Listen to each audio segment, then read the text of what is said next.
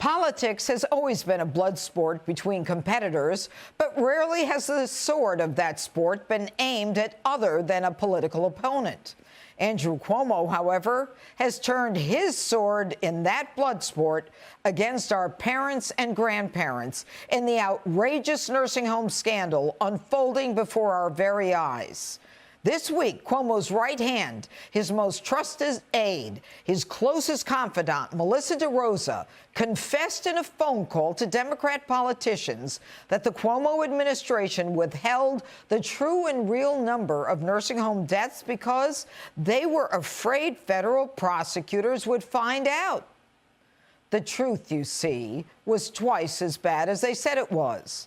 That stunning, cold-hearted admission is relevant, admissible evidence in a court of law. It shows consciousness of guilt, an intent to cover up the truth, and a conspiracy to deny the number of COVID deaths in nursing homes by a self-promoting, self-worshiping, self-absorbed politician. Those numbers were sought by the New York State Legislature, the Associated Press, victims' families, and the public at large. The pathetic, disgusting part of all of this is that DeRosa, on Cuomo's behalf, apologized to her Democrat compadres in the legislature for the political inconvenience their cover-up caused. No apology to the New York State Legislature, the press, or the victims' families. Like Fox's own Janice Dean, who for months desperately tried to find out what happened to her mother and father-in-law before they died in a nursing home. Cuomo's spokesperson at the time both demeaned and belittled Janice as an expert in nothing except maybe the weather. So DeRosa's apology was for the political inconvenience to the Democrats and not to the families of those who died as a result of the merciless, calculated forcing of COVID-infected patients into nursing homes. There was no claim of error in judgment. The Cuomo cabal literally cooked the books. You see, Andrew Cuomo is a bully. A bully not only to those he sees as a threat politically, but to the little people for whom he has zero allegiance. So what's the problem here? If everything is on the up and up, why hide, lie, cover up or obfuscate the truth? The March 25th Cuomo order mandated COVID-infected patients be returned to nursing homes not prepared or ready for them. Certainly, unequivocally, a death sentence for those innocent seniors living out their final months and years in an allegedly protected environment. His mandate was a death sentence to all the elderly in the homes, which he and everyone knew to be the case at the time. After all, he did listen to the science. So why'd he do it? Why would, with the signing of his name, pass death upon innocent seniors simply trying to live out their final months or years? Even he admitted it was like setting fire to dry grass.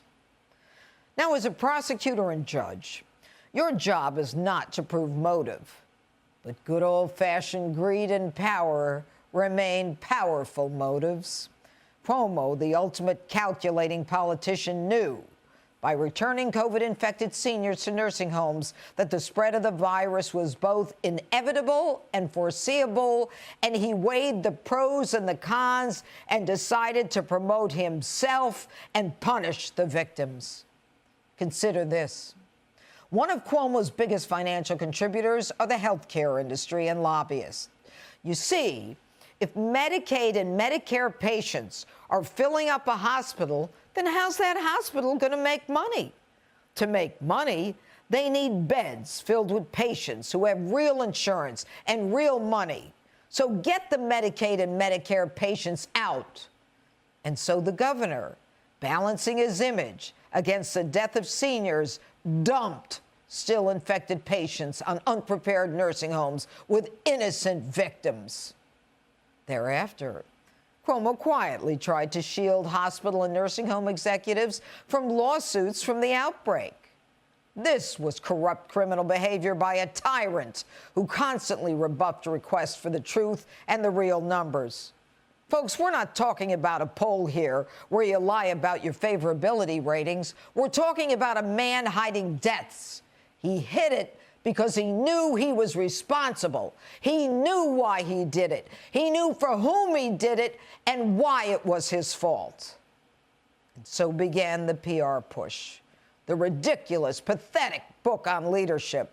The fawning left complimenting him on his press conferences where he and his brother Fredo fought for the limelight and where he gushed over those who adored him while he trashed and blamed the president, old age, and even God for the death of those seniors. The New York Attorney General can be commended for outing the lies that Cuomo was so eager to spread to make himself look good over governors like Ron DeSantis of Florida, who actually were doing a great job. Cuomo now has to live with the fact that 3 out of every 100 New Yorkers who have had COVID have died. The governor he's jealous of in Florida had a COVID-positive death rate of almost half that. And while Florida has the second largest senior population in the country, all the while Cuomo trying to promote himself as a presidential candidate and a great leader. He was, in truth, a horrible leader with a horrible record, a liar and a crook. New York Attorney General Letitia James now needs to direct her Deputy Attorney General to begin a grand jury investigation and simply follow the hospital money and the contributions that have supported Cuomo throughout his political career, and especially in his last campaign. His intent to cover up a conspiracy at the highest level of New York government is clear. His blaming of others is consciousness of guilt as well. But 2 weeks ago, when the case was simply circumstantial, I identified potential charges. Now the case is even stronger with direct evidence. Take a look. Manslaughter in the second degree, penal law violation 125-15, when you recklessly cause the death of another person. Criminally negligent homicide, New York Penal Law 125-10, when a person causes the death of a human being in a way that was careless, reckless, or inattentive. And endangering the welfare of an elderly person, Penal Law Section 260-34, when one knowingly acts in a manner likely to be injurious to the physical welfare of a person unable to care for himself. This investigation will be fraught with political dangers. Even the New York Times says Andrew Cuomo has a history of defrauding federal taxpayers over New York's Medicaid reimbursement debacle. And the visit to the White House yesterday sent a bad symbolic message that the Biden administration has Cuomo's back. In fact, this is what President Biden thinks of him. I think he's sort of the gold standard. I think he's doing a hell of a job. New York Governor Andrew Cuomo's briefings are a lesson in leadership.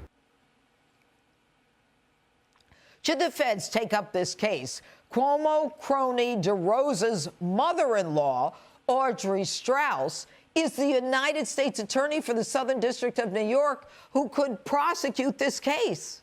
Her father and brother are lobbyists who are extremely well connected in Albany. Cuomo is a conspirator who, by his mandate, caused the deaths of thousands of senior citizens.